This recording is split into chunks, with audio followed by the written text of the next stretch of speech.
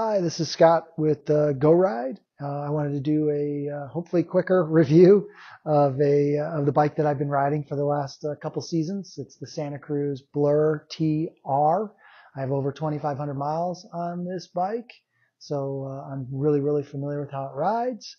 When I say Blur TR, this is Santa Cruz's lightweight, like pure cross-country bike, but in a quote trail format. The cross-country version has a shorter travel shock and fork. This one has a 120 millimeter fork and a 115 travel from the rear end. It uses a flex stay pivot system like a lot of modern race cross-country bikes do. I've been super impressed with how good it is. This is the first flex stay cross-country bike I've ever had. And I'll say it just impresses me that it does have a firm up lockout type switch on it, but I hardly ever feel the need to use it. And if I kind of go back and forth between it open and closed, I don't notice a massive difference unless you're like really pedaling hard up a super smooth, not even trail, more like a fire road or an asphalt road. Otherwise, if there's any disruptions on the trail, I find it climbs just as well with the switch open as it does with its closed. One of the other things I really like about it is being the TR version. It's still super fun on most of your local descents around here. If you're local to this area, I feel really comfortable letting this thing go wide open down like even like upper Jacob's Ladder or even riding Levitate in the Draper area that has some large jumps on it. It handles most everything in Park City quite well. The upper kind of pirated trails I'd maybe steer clear of. There's some really harsh landings on those, but everything else the bike just rips. A little network that I go to regularly, the Bob's Basin Flying Dog area. I'm pretty sure I have my PRs on both Dropout and Ant Farm on this bike, which like puts me like top 10 for the year on at least on the Ant Farm trail. Overall, so that's not bad for a pure XC bike when they actually had a mini enduro race there. Some of the things that for me were really attractive to this bike that aren't maybe instantly obvious is that it does carry 2 water bottles in the frame. When I can, I prefer to carry almost all the weight on my bike. I usually run a little seat pack. I even have a little top tube pack that goes here. I can put those on a little later and get you a picture of that. And that lets me carry almost everything I need, not on me, on my bike. I don't even have things in my jersey pockets quite often. So I do like that feature there. The head angle on it is pretty modern. It could be just a smidge slacker for my taste, but otherwise, again, descending on the bike, I'm never like, oh, I wish the bike was slacker. I can't handle this trail. It just could be a little bit more stable at the highest of speeds. But at the same time, then when you're pedaling up a tight switchback, you just turn the bars and pedal. Where on a trail bike, you're being really careful with placing that front wheel because it's getting light and it's losing traction. That just isn't the case with this bike. One of the, I wouldn't say unique things, because there's now generation 2 of this, but one of the things I've been most impressed with this bike is the Axis wireless drivetrain system. So it has a wireless shifter unit up here and a receiver and a little battery back there. A lot of people will say, oh, what's the big deal? It pretty much still does the same function of a wired system. This thing almost never needs to be adjusted. And the couple of times where I found myself going, oh, my gearing sounds like it's just off by like a tiny step. I'm getting a tiniest little click.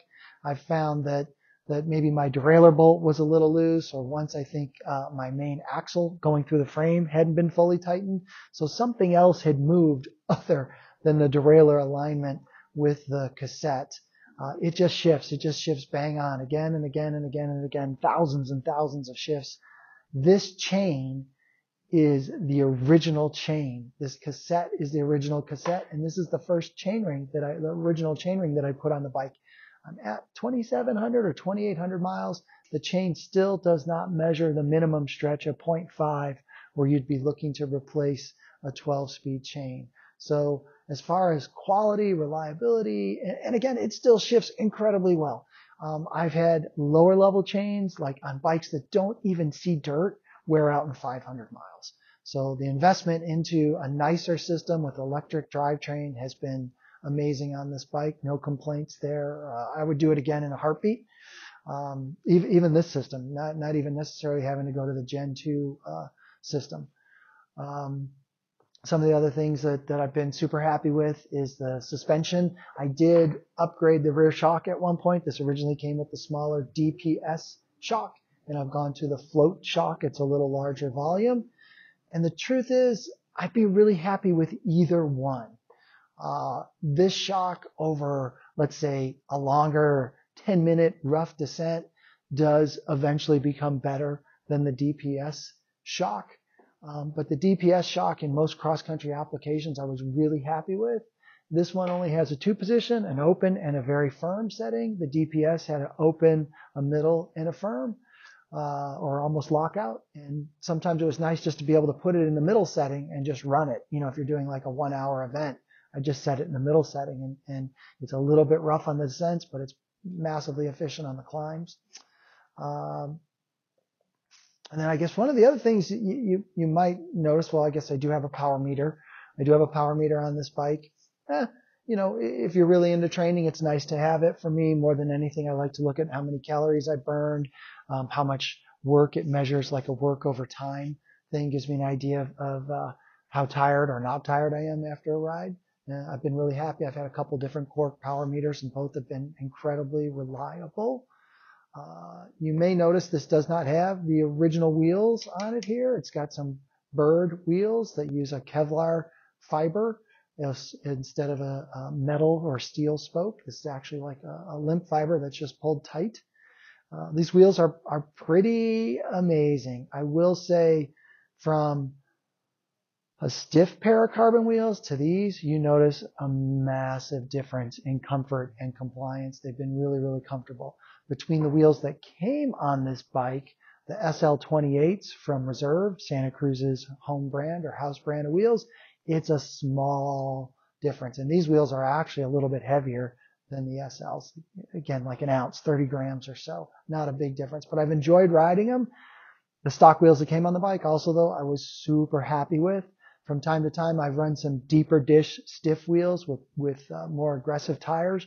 Those wheels, you instantly notice on a short travel bike how rough a deeper dish, meaning like a really deep wheel here, rides. The SL28s, the stock wheels that came on it, were awesome too. I would be perfectly happy with either of them on there. Matter of fact, I've got to return these to Bird. They've had them out on loan to me. But overall, 2,500 plus, I think close to 2,800 miles on this bike. And the truth is, I think I did the pivot bearings on it just between seasons. Really just more out of wanting to do it. I have bled this shock once. We have that services in-house at Go Ride. We can do a full factory rebuild on the shock.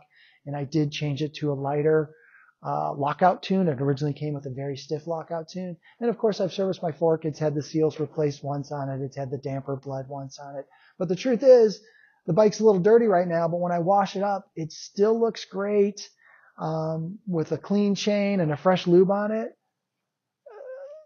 The bike rides more like it has a couple hundred miles on it. So no complaints at all. It has seen a lot of hard miles. The truth is, I'm a downhiller in background. I raced downhill for 15 years before I became more of a cross-country rider as I've gotten a little older. So when I ride my bikes downhill, I ride them hard.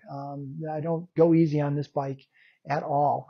And no complaints at all. The frame doesn't creak, the headset doesn't creak, the fork still seems awesome, the drivetrain's held up well, the wheels have been great. I would buy this bike again in a heartbeat, and would highly recommend it even to, my best friend came in and said, I'm looking for a new bike for cross-country style to trail riding. This would be the bike I would recommend. Well, thanks for checking it out. Hope I haven't talked too long and this makes sense what I'm saying. But overall, I love the bike, and I've been super stoked with it, and would do it all over again.